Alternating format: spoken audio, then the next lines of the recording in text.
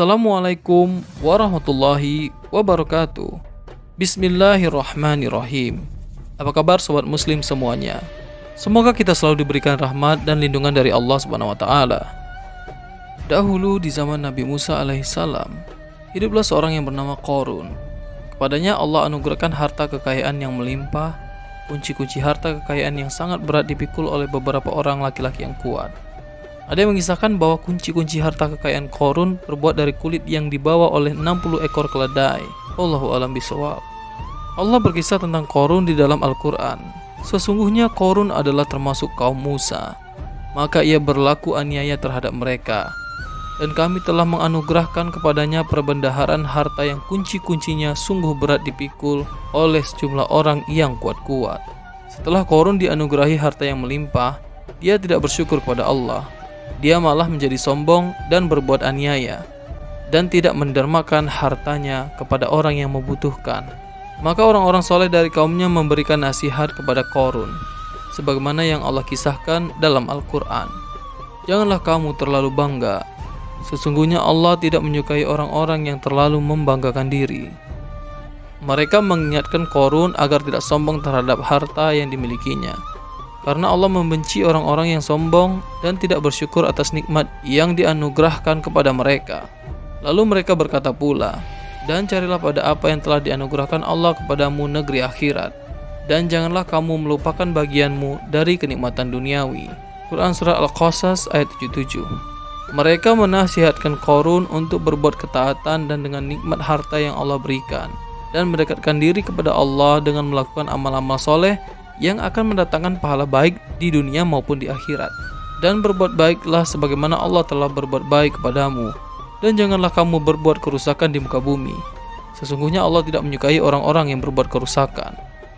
Qarun dinasihatkan untuk berbuat baik kepada makhluk Allah lainnya, sebagaimana Allah telah berbuat baik padanya dan tidak berbuat kerusakan di muka bumi. Lalu Qarun dengan congkaknya berkata seperti yang Allah kisahkan, sesungguhnya aku hanya diberi harta itu karena ilmu yang ada padaku. Qarun tidak memperdulikan nasihat kaumnya. Dia menganggap bahwa dia berhak mendapat anugerah dari Allah berupa harta kekayaan karena ilmu yang dimilikinya, karena kepandaiannya. Padahal Allah membantah perkataan Qarun itu. Allah berfirman, dan apakah ia tidak mengetahui bahwasanya Allah sungguh telah membinasakan umat-umat sebelumnya yang lebih kuat daripadanya dan lebih banyak mengumpulkan harta. Dan tidaklah perlu ditanya kepada orang-orang yang berdosa itu tentang dosa-dosa mereka. Allah telah membinasakan orang-orang terdahulu yang lebih banyak hartanya daripada Qarun. Tetapi Qarun tidak mengambil pelajaran dari kisah orang-orang terdahulu yang Allah binasakan, malah berbuat kesombongan dan aniaya seperti mereka. Maka keluarlah Qarun kepada kaumnya dengan kemegahannya. Allah berfirman mengabarkan tentang Qarun. Pada suatu hari Qarun keluar menemui kaumnya dan seluruh kemegahannya, dengan perhiasan yang mempesona dan keindahan yang sangat menakjubkan berupa kendaraan dan pakaian serta para pembantunya. Lalu orang-orang yang menginginkan harta dan kesenangan dunia seperti Qarun berkata, moga-moga kiranya kita mempunyai seperti apa yang telah diberikan kepada Qarun. Sesungguhnya ia benar-benar mempunyai keberuntungan yang besar. Ketika orang-orang yang berilmu mendengarkan perkataan mereka, dia berkata kepada mereka, kecelakaan yang besarlah bagimu. Pahala Allah adalah lebih baik bagi orang-orang yang beriman dan beramal soleh, dan tidak diperbolehkan pahala itu kecuali orang-orang yang sabar.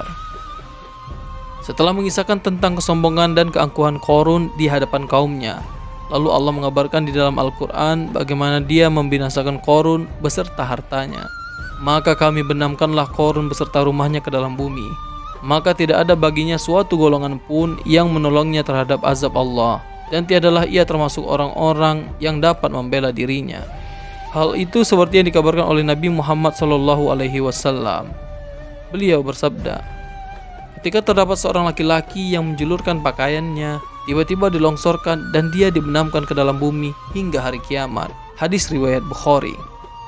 Tidak ada yang dapat menolong Qarun. Harta kekayaan para pembantu dan pelayan yang banyak yang dimilikinya, tidak satupun yang dapat menolongnya dari Allah. Semuanya tidak dapat menolak kemurkaan, siksa, dan penghinaan dari Allah. Bahkan Qarun pun tidak dapat menolong dirinya sendiri.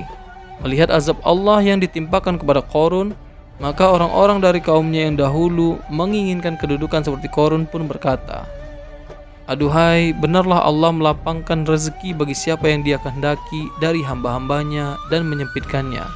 Kalau Allah tidak melimpahkan karunia-Nya atas kita, benar-benar Dia telah membenamkan kita pula. Aduhai, benarlah tidak beruntung orang-orang yang mengingkari nikmat Allah. Mereka baru sadar bahwa sesungguhnya anugerah kekayaan yang Allah berikan kepada Qarun bukan berarti bahwa Allah ridho terhadapnya. Mereka pun menyesal, karena jika Allah tidak melimpahkan karunia kepada mereka, niscaya mereka juga akan dibenamkan ke dalam tanah karena berangan-angan menjadi seperti Qarun. Mereka akhirnya sadar bahwa orang-orang yang mengingkari nikmat-nikmat Allah pasti tidak akan beruntung, sebagaimana nasib Qarun. Allah mengabarkan kisah ini di dalam Al-Quran agar kita mengambil pelajaran dari Qarun. Kita harus selalu mensyukuri segala nikmat yang Allah berikan dan tidak boleh sombong karenanya. Jika kita diberikan kelebihan harta kekayaan, kita tidak boleh pamer dan membanggakannya kepada teman-teman kita.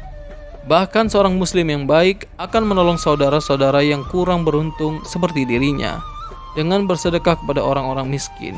Jika kita diberi kepandaian, maka kita pun tidak boleh berbangga dan memandang remeh teman yang lain, tetapi menggunakan kepandaian itu untuk hal-hal yang bermanfaat dan membantu orang-orang yang kesulitan.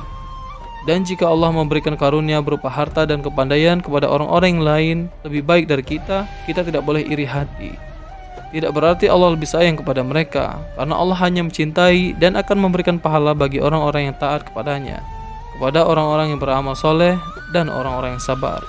Demikian sepenggal kisah si sombong Qarun. Semoga kisah yang disampaikan pada video kali ini dapat menjadi pelajaran dan hikmah bagi kita semua. Assalamualaikum warahmatullahi wabarakatuh.